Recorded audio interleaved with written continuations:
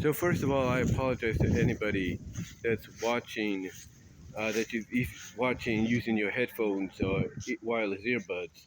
If you hear a bit of a kind of sound, that's my phone giving me notifications via my Facebook Messenger, email, what have you. Now, with that said, back on Monday, I did a video after Raw where I basically said that we are now in an era to where Triple H and his team are keeping things more close and secret to the vest than they ever have. In other words, nobody knows yay or nay of what's really going on. I mean, we could guess, we could speculate, we could give our assumptions, and everything, our thoughts, but we don't know the truth. And Triple H has made it clear that he's not very fond of outlets like, let's say, Fightful Select or PW Insider, or anybody that might be, kind of on the inside using a code name to go on subsites like Reddit to try to spill information. He's let it be known that he's not a fan of any of that. And during his time running, behind things behind the scenes, we have seen returns that caught even the most reliable sources like PW Insider and Fightful Select and others, caught them off course, caught them off balance. Like Johnny Gargano coming back on Raw one night. Nobody saw that coming. Nobody knew it was happening. And yet here it was. Nobody knew about when Tama Tonga was going to debut. Like, they knew he was coming, but they weren't sure if he was going to debut on that SmackDown after WrestleMania because he was reportedly in town, or they were going to wait. But yet he debuted that night. And then you have Backlash. And everything in France, and everybody's thinking, well, here comes Jacob Fatu. Jacob Fatu is going to debut, but instead it turns out to be not Jacob Fatu, but nobody, not even Fightful, PW Insider, or anybody knew, was on their way back or on their way in, and that's Tongaleo, the former Camacho, basically reforming the original Guerrillas of Destiny with Tama Tonga in the bloodline. Everybody thought it was Fatu. Not Fatu, it was Tongaleo. And again, just like with Johnny Gargano's debut, it caught everybody off guard. Nobody saw it coming. Nobody. So you look at those examples, and another big example, of course, is CM Punk. They were in Chicago, and it made sense that he would probably debut there or return there, but they just didn't know when until the very end. You had the copyright symbol or logo come up. You're thinking, oh, that's it. Classic Triple H from NXT. And guess what happens? As soon as that comes up, you think it's over. Nope. All of a sudden you hear, and then Cult of Personality plays.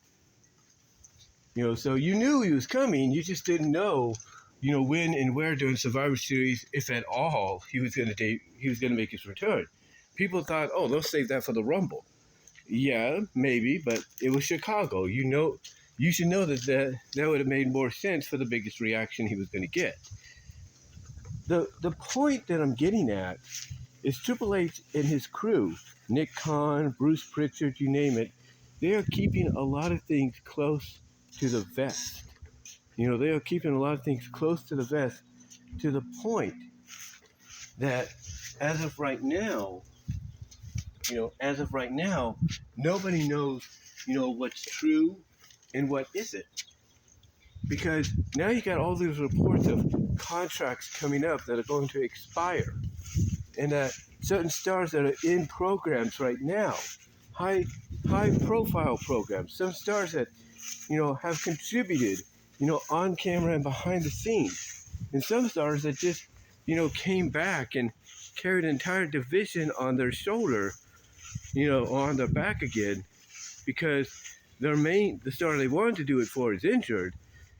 You hear that these contracts with these people, Becky Lynch, Natalya, Chad Gable, are all coming up within the weeks, and that none have resigned, none have reached a deal.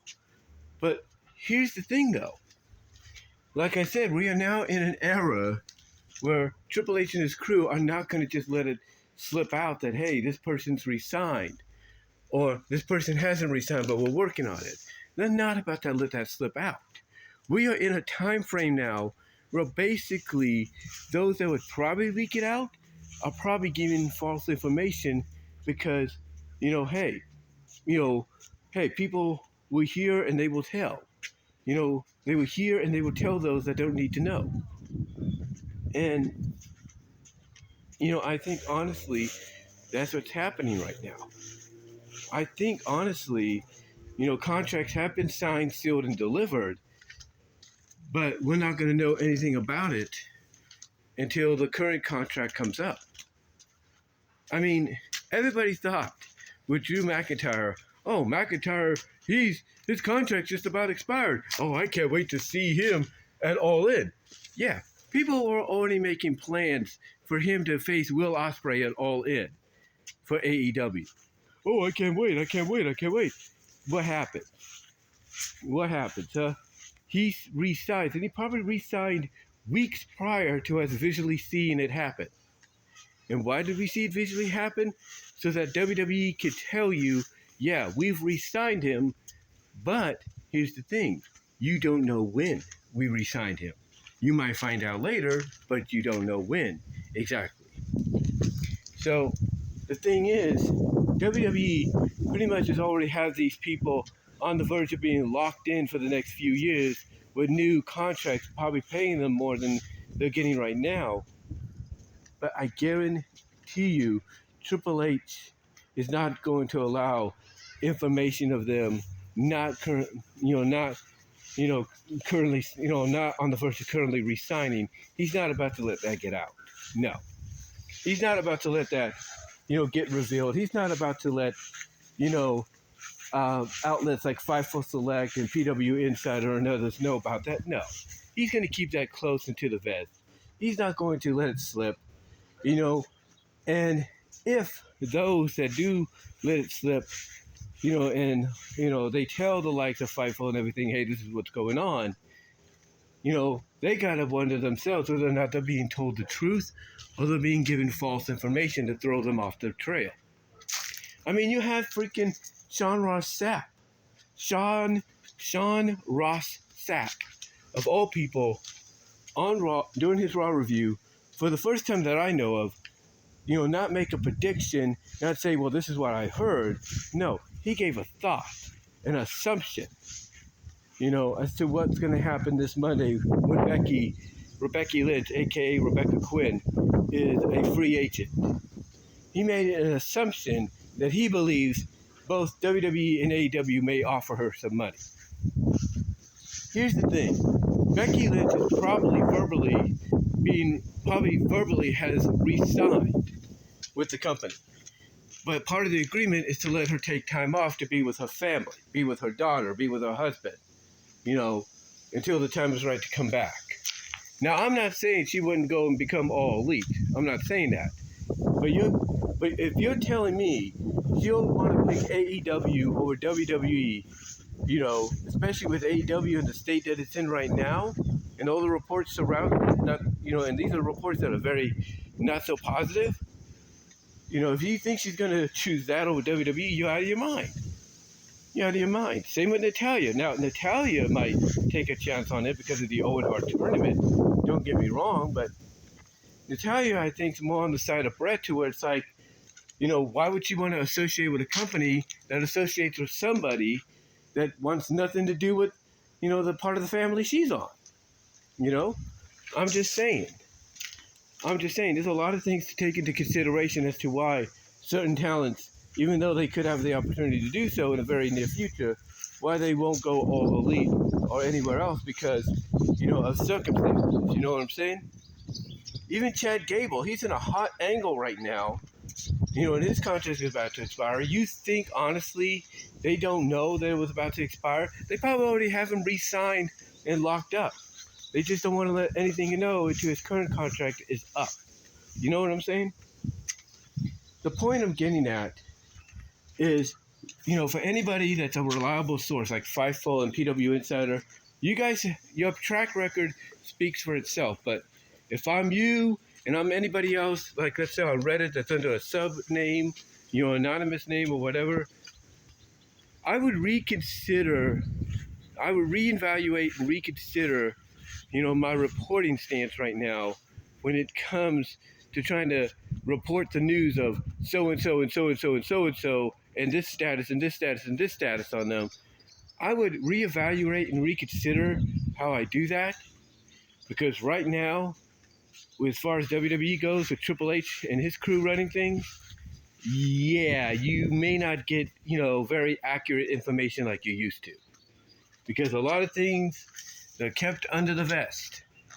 They're kept close, signed, sealed, into the vest, to the point that only a few people know. And I want you to think about that too. How many times have we heard, since Triple H took over, only a few people know about these things? Only a few, only a few, only a few. How many? A lot. A lot of times. More so than I think when Vince was running things.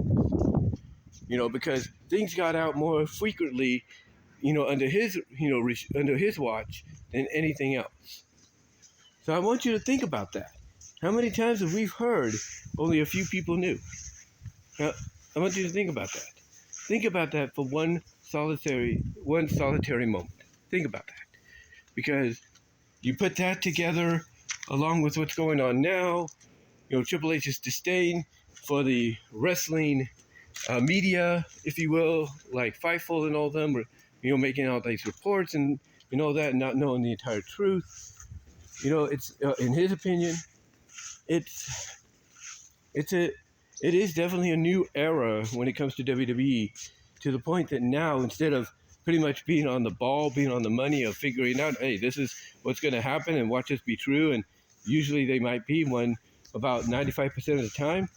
Now we're in a situation where these reliable sources and sites like Fightful and PW Insider are starting to become more like, us, us fans and all that, to where we can only assume and guess what might happen.